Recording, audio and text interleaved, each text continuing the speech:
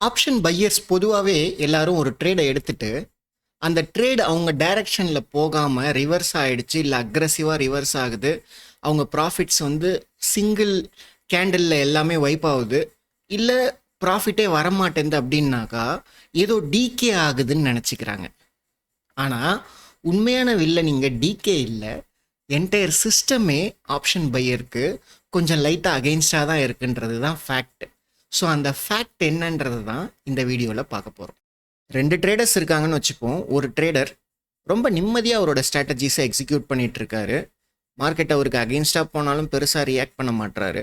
இன்னொரு ட்ரேடர் ரொம்ப அக்ரெசிவாக ட்ரேட் பண்ணுறாரு, எப்போ எக்ஸிட் ஆகலான்னு பார்த்துக்கிட்டே உட்காந்துருக்காரு. அவரும் தன்னுடைய ஸ்ட்ராட்டஜியை இன்ஃபேக்ட் அந்த ட்ரேடருடைய சேம் ட்ரேடை தான் எடுக்கிறாரு. ஆனால் இவரால் அந்த மாதிரி நிம்மதியாக ட்ரேட் பண்ண முடியல. அவர் ரொம்ப ஹை ப்ரெஷர் என்விரான்மெண்ட்டில் ட்ரேட் பண்ணுற மாதிரி ஃபீல் பண்ணுறாரு. இதுக்கு நீங்கள் அந்த 2 ட்ரேடருக்கு நடுவில் இருக்கிற மைண்ட் செட் தான் ப்ராப்ளம்னு நினச்சிங்கன்னா அதுதான் கிடையாது. நம்மளோட ஸ்டாக் மார்க்கெட்டே அப்படி தான் டிசைன் பண்ணியிருக்கு. இந்த 2 பேரும் யாருன்னா, அந்த நிம்மதியாக ட்ரேட் பண்ணவர் ஆப்ஷன் செல்லர். அவரும் டைரக்ஷனல் ஆப்ஷன் செல்லர் தான், ஸ்டாடலோ ஸ்டாங்கிலோ போடலை, ஒரு டைரக்ஷனை தான் ட்ரேட் பண்ணுறாரு. இந்த சைடில் ஆப்ஷன் பையர், அவரும் டைரக்ஷனை தான் ட்ரேட் பண்ணுவார். அஃப்கோர்ஸ் அவர் நான் டைரக்ஷனலாக இருக்க முடியாது. இப்போ ஏன் ஒரு ஆப்ஷன் செல்லர் வந்து ஒரு ட்ரேடை நிம்மதியாக எக்ஸிக்யூட் பண்ணுறாரு, ஏன் ஒரு ஆப்ஷன் பையர் ரொம்பவே பரபரப்பாக இருக்காருன்னு பார்த்தீங்கன்னா, சிஸ்டம் அப்படி தான் டிசைன் செய்யப்பட்டிருக்கு. ஏன்னா ஒரு சின்ன தியரியை பார்ப்போம், அப்புறம் ப்ராக்டிக்கலை பார்ப்போம். இப்படி நடக்கிறதுக்கான காரணம் என்னன்னு நீங்கள் நினைக்கிறீங்க? 2 பேருமே ஏடிஎம் கான்ட்ராக்ட்ஸை ட்ரேட் பண்ணுறாங்கன்னு வச்சுப்போம். எக்ஸாம்பிளுக்கு, ஒரு ஆப்ஷன் பையர் 0.5 டெல்டா உள்ள ஒரு கான்ட்ராக்டை ட்ரேட் பண்ணும்பொழுது அவருக்கு ப்ராஃபிட் போக போக என்ன ஆகும்னா, அது 0.55, 0.6, 0.657 போயிட்டே இருக்கும். ஒரு ஆப்ஷன் செல்லருக்கு அவர் எடுத்த ட்ரேடு 0.5ல் ஏடிஎம்மில் இருக்க டெல்டா அப்படின்னு பார்த்தீங்கன்னா, அவங்களுக்கு 0.454, அதுக்கப்புறம் 0.353ன்னு போயிட்டே இருக்கும். இங்கே தான் கீ டிஃப்ரென்ஸே இருக்குது. ஏன் அப்படின்னு பார்த்தீங்கன்னா, இவங்களுக்கு டெல்டா மேலே போக போக என்ன ஆகும்னா, ஒரு இடத்துல மார்க்கெட் ரிவர்ஸ் ஆகுதுன்னா அந்த இடத்துல 0.65 டெல்டாவோ 0.75 டெல்டாலேயோ ஆப்ஷன் பையர்ஸ் இருப்பாங்க. அப்போ ரிவர்ஸ் ஆச்சுன்னா என்ன ஆகும்னா, ரிவர்சலில் ரொம்ப ஃபாஸ்ட்டாக வந்து ஒரு மூமெண்ட் இருக்கும். ஏன் அப்படின்னு பார்த்தீங்கன்னா, அந்த டெல்டா தான் காரணம். ஸோ அந்த இடத்துல ஒரு பாயிண்ட் கீழே விழுந்தாலும் நமக்கு அகெயின்ஸ்டாக நமக்கு ஆப்ஷன்ஸ் வந்து நல்லா ஒரு 0.7 பாயிண்ட்ஸ் விழுன்றது வச்சுக்கோங்களேன். ஒரு 10 பாயிண்ட் கீழே மார்க்கெட் விழுந்துச்சுன்னா நமக்கு 7 பாயிண்ட் விழுந்துடும். இங்கே ஆப்ஷன் செல்லருக்கு என்ன நடக்குதுன்னு பாருங்கள். அவங்க டெல்டா குறைஞ்சிக்கிட்டே போகுது. ஒரு கட்டத்தில் அவங்க ப்ராஃபிட்டாக இருக்கும்போது என்ன பண்ணுவாங்கன்னா, 0.35 டெல்டாவோ இல்லை 0.3 டெல்டாலேயோ இருப்பாங்க. இப்போ மார்க்கெட் அவங்களுக்கு ரிவர்ஸ் ஆகுதுன்னா அவங்களுக்கு அது அவங்களுக்கு எப்படி இம்பேக்ட் ஆகும்னு பார்த்தீங்கன்னா, மார்க்கெட் ஒரு 10 பாயிண்ட் மேலே போகுதுன்னா, இல்லை கீழே போகுதுன்னா கூட அவங்க எந்த ஆப்ஷனை செல் பண்ணியிருக்காங்கன்றதை பொறுத்து, அந்த மாதிரி அவங்களுக்கு மார்க்கெட் அகெயின்ஸ்டாக 10 பாயிண்ட் போகும்போது இவங்க 3 பாயிண்ட்டை தான் லூஸ் பண்ணுறாங்க. ஏன்னா அந்த டைமில் அந்த ஒரு பர்டிகுலர் ஆப்ஷனோட டெல்டா 0.5லேருந்து 0.3க்கு குறைஞ்சிருச்சு. ஒரு ஆப்ஷன் பையருக்கு 0.5லேருந்து 0.7க்கு போயிடுச்சு. இந்த இடத்துல ஒரு ஆப்ஷன் பையர் ஐடிஎம் ஸ்ட்ரைக்ஸில் ட்ரேட் பண்ணுறாருன்னு வச்சுக்கோங்களேன், அவருடைய நிலைமை இன்னும் ரொம்ப மோசமாக இருக்கும். ஏன்னா அவங்க 0.75ல் எடுக்கிறாங்கன்னு வச்சுக்கோங்களேன், 0.8, 0.9க்கு போயிடுது. ஸோ அப்போ அந்த இடத்துல ரிவர்சல்லாம் ரொம்ப ஹார்டாக இருக்கும். இதே செல்லர்ஸ் வந்து ஓடிஎம்க்கு போகிறாங்கன்னு வச்சுக்கோங்களேன், அது இன்னும் அவங்களுக்கு பெரிய அட்வான்டேஜாக தான் போய் முடியும். என்ன ஆகும் அப்படின்னு பார்த்தீங்கன்னா, அந்த டெல்டாஸ் வந்து இன்னும் ரொம்ப ரேப்பிடாக குறைய ஆரம்பிக்கும். 0.3க்கு பதிலாக 0.25க்கு கூட அவங்க ப்ராஃபிட் புக்கிங் பண்ணுற இடத்துல இருக்கலாம். ஸோ ஒரே ட்ரேடை தான் 2 பேரும் எடுக்கிறாங்க. ஆனால் 2 பேருக்கும் வெவ்வேறு விதமான எமோஷன்ஸ் வர்றதுக்கான காரணம் அவங்க ட்ரேட் பண்ணக்கூடிய கான்ட்ராக்ட்ஸ் எந்த டெல்டாக்கு மாறி இருக்குன்றது தான். இவங்களுக்கு ஏடிஎம் வந்து ஐடிஎம்மாக மாறினதுனால ஆப்ஷன் பையர்ஸ் ரொம்ப வந்து ஃபாஸ்ட்டாக ரியாக்ட் பண்ண வேண்டியதாக இருக்குது. செல்லர்ஸ்க்கு ஏடிஎம் ஓடிஎம்மாக மாறினதுனால அவங்க கொஞ்சம் லேசியாக ட்ரேட் பண்ணாலும் அவங்க சம்பாதிச்ச பணத்தை ரொம்ப பெருசாக இழந்துட மாட்டாங்க. இப்போது இது இது இது என்ன மாதிரியான ஒரு எஃபெக்டை தரும்னு பார்த்தீங்கன்னா, நீங்கள் ஒரு ட்ரேட் எடுக்கிறீங்க, அதாவது ஒரு ஆப்ஷன் பையராக ஒரு ட்ரேட் எடுக்கிறீங்க, செல்லராக ஒரு ட்ரேட் எடுக்கிறீங்க. ரெண்டு பேரும் வந்து சேம் டைரக்ஷனில் தான் இருக்கீங்க. விச் மீன்ஸ் ரெண்டு பேரும் புல்லிஷ்ன்ற வியூவில் தான் இருக்கீங்க. நீங்கள் பையராக கால் ஆப்ஷனை பை பண்ணியிருக்கீங்க, செல்லராக வந்து புட் ஆப்ஷனை செல் பண்ணியிருக்கீங்க. இப்போ மார்க்கெட் வந்து கொஞ்ச நேரம் உங்கள் டைரக்ஷனில் போனதுக்கப்புறம் ரிவர்ஸ் ஆகுது. அந்த இடத்துல பார்த்தீங்கன்னா கால் ஆப்ஷன் இமீடியட்டாக வந்து அவங்களோட எல்லா ப்ராஃபிட்டையும் வைப் பண்ணிடும். இதே புட் ஆப்ஷன் ரொம்ப பொறுமையாக தான் நடக்கும்.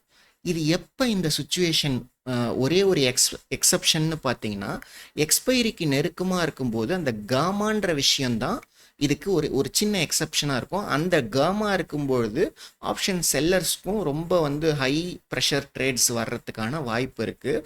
அதே சமயத்தில் அந்த இடத்துல டெல்டாவும் அதிகமாக இருக்கும், தீட்டாவும் அதிகமாக இருக்கும். ஸோ தீட்டா அவங்கள கொஞ்ச நாச்சும் காப்பாற்றும். ஆனால் இந்த ஆப்ஷன் பையருக்கு எதுவுமே அப்படி காப்பாற்றுறதுக்கு ஒன்றுமே இல்லை. இப்போ நீங்கள் என்னங்க டெல்டா தீட்டான்லாம் பேசிகிட்டு இருக்கீங்கன்னா அதெல்லாம் ஒரு பேசிக் ஆப்ஷன் கிரீக்ஸு. அதை பற்றி தெரிஞ்சுக்கணுன்னா நீங்கள் எங்கே வேணால் போய் போட்டு பார்த்து தெரிஞ்சுக்கலாம். ஸோ அதை எக்ஸ்பிளைன் பண்ணுறதுக்கான வீடியோ இல்லை. பேசிக்காக நீங்கள் இதெல்லாம் புரியலைனாலும் நீங்கள் தெரிஞ்சிக்க வேண்டிய விஷயம் என்னென்னா உங்களுடைய ஆப்ஷன் பையிங் ட்ரேட்ஸு ப்ராஃபிட் ஆச்சுன்னா உங்களுக்கு அதிக ப்ரெஷரை தான் க்ரியேட் பண்ணும். உங்களோட ஆப்ஷன் செல்லிங் ட்ரேடு ப்ராஃபிட் ஆச்சுன்னா உங்களோட ப்ரெஷர் கம்மியாகிட்டே இருக்கும். ஆப்ஷன் செல்லிங் ட்ரேடு லாஸ் ஆச்சுன்னா தான் ப்ரெஷர் அதிகமாகும். ஆப்ஷன் பையிங் ட்ரேடு லாஸ் ஆச்சுன்னா ப்ரெஷர் கொஞ்சம் கம்மியாகும்.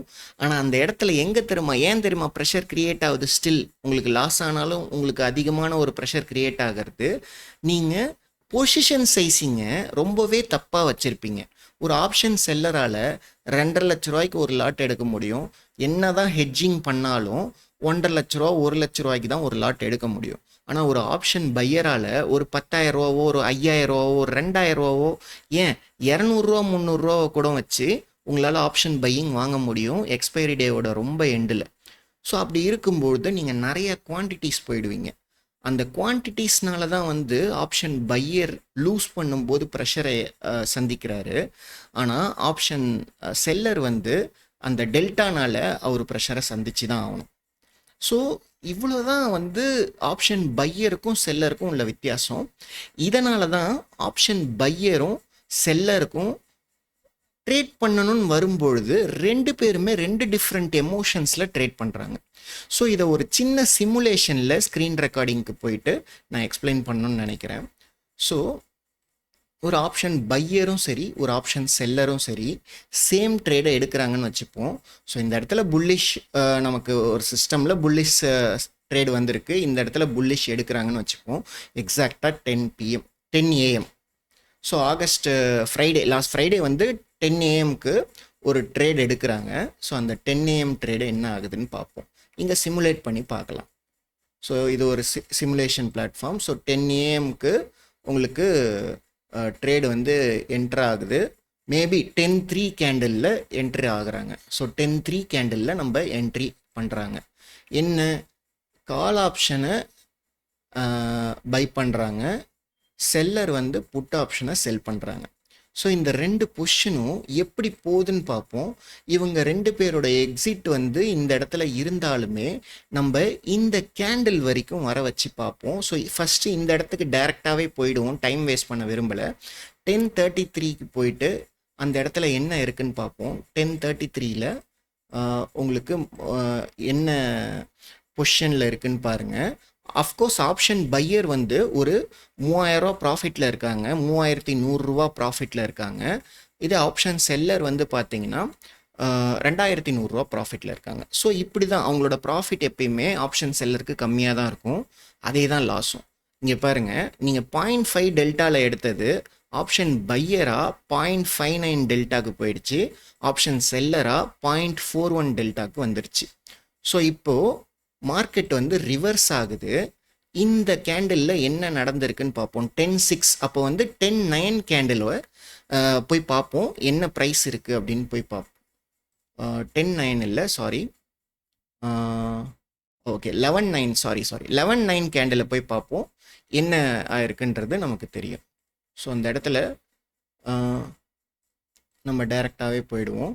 ஸோ 11-8 கேண்டிலில் பாருங்கள், ஒரு ஆப்ஷன் பையரோடைய பிஎன்எல் ஆப்ஷன் செல்லருடைய பிஎன்எல்லை விட கம்மியாயிடுச்சு.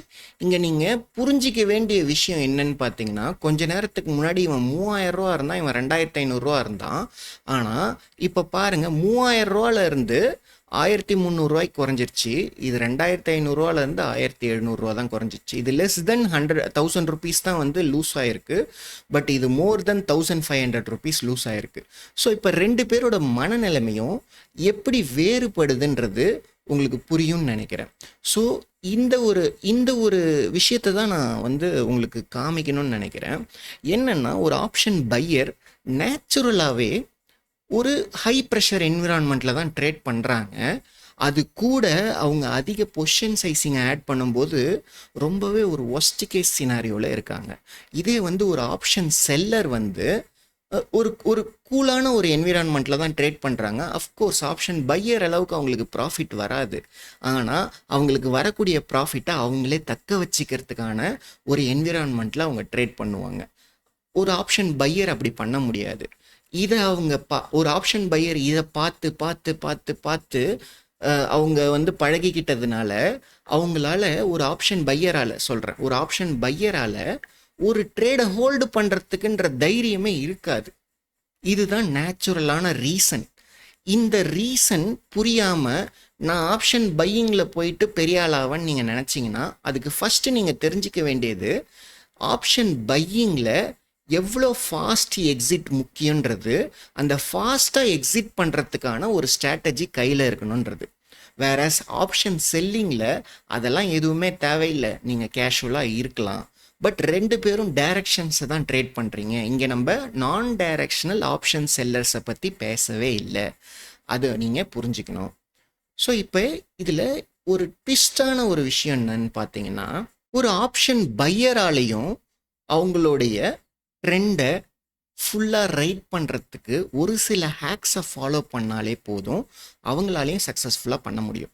ஸோ அது எப்படின்னு கேட்டிங்கன்னா, ட்ரெண்டு ரிவர்சல் ஆகிறத இயர்லியாக டிடெக்ட் பண்ணுறதுக்கான ஒரு சிஸ்டம் கையில் இருக்கணும். அதாவது அவங்க சிஸ்டம்குள்ளரே இன்பில்டாக இந்த ஒரு சிஸ்டமும் இருக்கணும். எந்த சிஸ்டம் ட்ரேட் பண்ணாலும் சரி, அதுக்குள்ளே இன்பில்டாக இப்படி இயர்லியராக அவங்களுடைய ட்ரெண்ட் ரிவர்சலை இல்லை அந்த பீக்கில் போய் டிடெக்ட் பண்ணுறதுக்கு ஒரு சின்னதாக ஒரு ஏதோ ஒரு ஸ்ட்ராட்டஜியை யூஸ் பண்ணணும். அண்ட் அது மட்டும் இல்லாமல் அந்த இடத்துல ஃபுல் குவான்டிட்டியை கட் பண்ணாமல் நீங்கள் என்ன பண்ணணும்னு நான் சொல்கிறேன் பாருங்கள். அந்த இடத்துல ஹாஃப் த குவான்டிட்டியோ இல்லை 75% ஆஃப் த குவான்டிட்டியோ கட் பண்ணணும். ஸோ அந்த மாதிரி நீங்கள் கட் பண்ணிவிட்டு மீதி குவான்டிட்டியை அப்படியே வந்து ட்ரையல் பண்ணணும். அடுத்த ஸ்டாப் லாஸை நீங்கள் வச்சுக்கணும். இந்த இடத்துல ஒரு கீ பாயிண்ட்டு என்ன தெரியுமா, நீங்கள் உண்மையாலுமே அந்த பாதி குவான்டிட்டியை கட் பண்ணுறீங்கல்ல. இப்போ உதாரணத்துக்கு நீங்கள் 4 லாட் எடுக்கிறீங்க, 2 லாட்டை பீக்கில் போய் கட் பண்ணுறீங்க, மீதி 2 லாட்டை வந்து கொஞ்சம் செகண்ட் ஸ்டாப் லாஸோ இல்லை வந்து காஸ்ட் டு காஸ்ட்டோ வெயிட் பண்ணுறீங்க. நீங்கள் இதை எப்படி எடுத்துக்கணுன்னா, நீங்கள் எடுக்க நினச்சது 2 லாட்டு தான். ஆனால் நீங்கள் 4 லாட் எடுத்தீங்க, 2 லாட்டை கரெக்டான இடத்துல ப்ராஃபிட்டில் புக் பண்ணிட்டீங்க. இந்த மீதமுள்ள 2 லாட்டு எனக்கு ப்ராஃபிட்டே தரலைனாலும் பரவாயில்ல, காஸ்ட் டு காஸ்ட்டில் கூட நான் எக்ஸிட் பண்ணிக்கிறேன். இல்லை என் சிஸ்டமில் ஒரு செகண்ட் ஸ்டாப் லாஸ் இருக்குது, அந்த செகண்ட் ஸ்டாப் லாஸில் நான் எக்ஸிட் பண்ணிக்கிறேன் அப்படின்ற ஒரு மனநிலைக்கு நீங்கள் வந்துட்டீங்கன்னா உங்களாலையும் ஃபுல் ட்ரெண்டை ரைட் பண்ண முடியும். ஸோ இதுதான் ஒரு ஆப்ஷன் பையராக நீங்கள் ஃபுல் ட்ரெண்டை ரைட் பண்ணுறதுக்கான ஒரு சிம்பிளான ஹேக். ஸோ இந்த பையர் வெர்சஸ் செல்லர் ஃபேக்ஸை இன்னும் நல்லா புரிஞ்சிக்கணுன்ற விதமாக நம்மளோட ட்ராப் பாக்ஸ் ஸ்ட்ராட்டஜியை எடுத்து ஒரு பர்டிகுலர் 20 கேலண்டர் டேஸை பேக் டெஸ்ட் பண்ணி பார்த்தோம். ஸோ அந்த பேக் டெஸ்ட் பண்ணி பார்க்கும்பொழுது ஒரு பையரை எந்த அளவுக்கு ப்ரெஷரை ஹேண்டில் பண்ணுறான், ஒரு செல்லர் எந்த அளவுக்கு கூலாக ட்ரேட் பண்ணியிருக்கான்றத தெளிவாக வெளிச்சம் போட்டு காமிச்சது அந்த பேக் டெஸ்ட். அது மட்டும் இல்லாமல் அந்த பேக் டெஸ்ட்டில் எக்ஸாக்டாக சேம் என்ட்ரிஸ், எக்ஸாக்டாக சேம் எக்ஸிட்ஸ், அது என்ன மாதிரியான அவுட்கம் கொடுத்துருக்குன்றத இப்போ நம்ம ஸ்க்ரீனில் பார்க்கலாம். ஸோ இங்கே பார்த்தீங்கன்னா இது வந்து பையருக்கான ட்ராப் பாக்ஸ் பேக் டெஸ்ட்டு, இது செல்லருக்கான பேக் டெஸ்ட்டு. இங்கே நீங்கள் பார்க்க வேண்டியது என்னென்னா, நம்பர் ஆஃப் ட்ரேட்ஸ் வந்து ரெண்டுமே 80 தான் இருக்கும். ஆனால் ப்ராஃபிட் வந்து பையர்ஸ் அதிகமாக இருப்பாங்க. சர்ப்ரைசிங்லி பையர்ஸ் அதிகமாக இருப்பாங்க, செல்லர்ஸ் வந்து கம்மியாக இருக்கும் ப்ராஃபிட். ஸோ ஆனால் வெறும் இதை மட்டும் நம்ம பார்க்கும்பொழுது நமக்கு வந்து ஏதோ பையர்ஸ் தான் ஜெயிச்சிட்டாங்கன்ற மாதிரி தோணும். ஆனால் பையருடைய ட்ராடவுன் பார்த்தீங்கன்னா 20,000, செல்லருடைய ட்ராடவுன் பார்த்தீங்கன்னா வெறும் 7,000. அதே மாதிரி பையர் வந்து பார்த்தீங்கன்னா நம்பர் ஆஃப் ட்ரேட்ஸை வந்து கம்மியாக தான் வின் பண்ணியிருக்காங்க, செல்லர்ஸ் வந்து அதை விட அதிகமாக வின் பண்ணியிருக்காங்க. பையரோட ஆவரேஜ் ப்ராஃபிட் அதிகம், செல்லரோட ஆவரேஜ் ப்ராஃபிட் கம்மி. பையருடைய மேக்ஸ் ப்ராஃபிட் பாருங்கள், செல்லருடைய மேக்ஸ் ப்ராஃபிட் 11,000 தான் இருக்குது, பையரோட மேக்ஸ் ப்ராஃபிட் 24,000 இருக்குது. ஆனால் இங்கே தான் பிரச்சனையே வருது. உங்கள் எல்லாருக்குமே நார்மலாக தெரியும், ஒரு பையர் வந்து ஃபுல் ட்ரெண்டை கேப்சர் பண்ணுறதே இல்லை. ஆனால் இந்த பேக் டெஸ்ட்டில் நம்ம என்னத்தை எக்ஸ்பிளைன் பண்ணியிருக்கோம்னா, ஒரு பையர் ஃபுல் ட்ரெண்டை கேப்சர் பண்ணாதான் செல்லரை விட அதிகமாக ப்ராஃபிட் எடுக்கிறான், அவனோட எல்லா லாஸும் ரெக்கவர் ஆகுது. ஸோ அதை தான் இந்த பேக் டெஸ்ட் வந்து உங்களுக்கு தெளிவாக காமிக்குது. ஸோ அப்படி இருக்கும்பொழுது உங்களுக்கு பையரோட லூசிங் ஸ்டிக்ஸ் வின்னிங் ஸ்டிக்ஸை பாருங்களேன். 5 ட்ரேட்ஸ் தொடர்ந்து ஜெயிக்கிறான், 7 ட்ரேட்ஸ் தொடர்ந்து தோக்குறான். பட் செல்லர் பாருங்கள் 6 ட்ரேட்ஸு 5 ட்ரேட்ஸு. நீங்கள் ஆவரேஜ் லாஸை பார்த்தீங்கன்னாலும் செல்லருக்கு பாருங்கள் 1,775 தான் வருது, பையருக்கு அதை விட அதிகமாக வருது. பட் பையரோட ஆவரேஜ் ப்ராஃபிட் அதிகம், செல்லரோட ஆவரேஜ் ப்ராஃபிட் கம்மி. இந்த இடத்துல நீங்கள் ஓவராலாக பார்க்கும்போது என்னமோ செல்லர் தான் கம்மியாக சம்பாரிச்சிருக்கான், செல்லர் தான் பெருசாக இது பண்ணலன்னு தெரியும். பட் இந்த ஒரு விஷயமும் அப்புறம் நீங்கள் பார்க்குற ஒவ்வொரு ட்ரேட்ஸும் உங்களுக்கு பெரிய இது கொடுக்கும். ஃபார் எக்ஸாம்பிள் பையர் பாருங்கள், same time entry same time exit தான், நீங்கள் அதை ஃபஸ்ட்டு கன்ஃபார்ம் வெரிஃபை பண்ணிக்கோங்க. பட் பையருக்கு பாருங்கள் 3,300 லாஸ் ஆகுது, ஆனால் செல்லருக்கு 1,600 தான் லாஸ் ஆகுது. ஸோ இந்த ஒரு மைண்ட் செட் வந்து உங்களுக்கு எந்த அளவுக்கு ஒரு கம்ப்ளீட் ஒரு கம்ப்ளீட் சேஞ்சை கொடுக்கும், ஒரு மைண்ட் செட் லெவலில் என்ன மாதிரியான ஒரு ப்ரெஷரை கொடுக்குன்றத நீங்கள் புரிஞ்சுக்கணும். இன்னொன்று ஒரு விஷயம் என்னென்னா, இது வந்து 4 லாட்கான ட்ரேடு. அதை நம்ம சிஸ்டம் படி 2 ஸ்டாப் லாஸ் வச்சு ரெண்டு குவான்டிட்டியாக கட் பண்ணியிருக்கோம். ஒரு சில இடத்துல ஸ்டாப் லாஸ் ஹிட் பண்ணும்போது எல்லா குவான்டிட்டியுமே கட் பண்ணியிருக்கோம். ஸோ அதே ஸ்டைலில் தான் இருக்கும் எல்லாமே. ப்ராஃபிட்டாக இருந்தாலும் ப்ராஃபிட்டை பாதி புக் பண்ணிட்டு தான் பண்ணுறோம். ஸோ இதில் வந்து பெரிய ட்ரேட்ஸ்லாம் வந்திருக்கும், சின்ன ட்ரேட்ஸ் வந்திருக்கும், எல்லாமே ஓகேங்க. ஆனால் வந்து என்னென்னா, நம்ம ப்ராப்பராக இதை எக்ஸிட் பண்ணியிருக்கோம், ப்ராப்பராக இது பண்ணியிருக்கோம். அந்த இடத்துல இப்போது இந்த பர்டிகுலர் ட்ரேட்ஸில் நீங்கள் பார்த்தீங்கனாலே தெரியும், உங்களுக்கு ஆஸ் அ செல்லராக உங்களுக்கு எங்கேயுமே 2,000க்கு மேலே லாஸே வந்திருக்காது. இந்த ஒரு இடத்த தவிர மற்ற எந்த இடத்துலையுமே பெருசாக லாஸ் வந்திருக்காது. ஆனால் ஒரு பையருக்கு பாருங்கள், ஒரு ரோலர் கோஸ்டர் ரைடு மாதிரியே இருக்கும் எல்லாமே. ஏன்னா உங்களுக்கு 5,000, 2,000, 3,000 எல்லாமே வந்திருக்கும். அட் த சேம் டைம் பாருங்கள், இந்த இடத்துல ஒரு 17,000 ப்ராஃபிட்டாக இருக்கட்டும், இல்லை கொஞ்சம் இங்கே 5,000 ப்ராஃபிட்டு எல்லாமே வந்திருக்கும். அவங்க 16,000 ப்ராஃபிட், அடிக்கடி பெரிய பெரிய ப்ராஃபிட்டை பையர்ஸும் எடுப்பாங்க. ஆனால் இங்கே பெரிய பிரச்சனையே என்ன தெரியுமா, 2 பேரும் 4 லாட்டை ட்ரேட் பண்ணுறாங்க. பையர் வந்து 1 லட்ச ரூபா கேபிட்டல் எடுத்துகிட்டு வந்து 84,000 ரூபா சம்பாரிச்சிருப்பான், 20,000 ரூபா ட்ராடவுன் பண்ணியிருப்பான். நீங்கள் கொஞ்சம் யோசிச்சு பாருங்கள், 1 லட்ச ரூபா கேபிட்டலில் 20,000 ரூபா போச்சுன்னா அவங்களோட மனநிலைமை எப்படி இருக்கும்? இதே செல்லர் பாருங்கள், 10 லட்ச ரூபா கேபிட்டல் எடுத்துகிட்டு வருவான். ஹெட்ஜிங் பண்ணுறவங்க அதை விட கம்மியாக எடுத்துகிட்டு வருவாங்கன்னு வச்சுக்கோங்களேன். பட் ரா டேட்டா பாருங்கள், 10 லட்ச ரூபா கேபிட்டல் எடுத்துகிட்டு வருவான், அதில் அதிகபட்சம் அவனுக்கு ட்ராடவுனே 7,000 தான் ஆகுது. ஸோ இவனோட பொசிஷன் சைசிங்கில் இருக்கிற மனநிலைமை எப்படி இருக்கும், அவனோட பொசிஷன் சைசிங்கில் இருக்கிற மனநிலைமை எப்படி இருக்கும்னு பாருங்கள். ஸோ இதனால தான் ஒரு ஆப்ஷன் பையர் பெருசாக சம்பாதிக்கிறது இல்லை, இதனால தான் ஒரு ஆப்ஷன் செல்லர் ரொம்ப ஈஸியாக சம்பாதிக்கிறாங்க.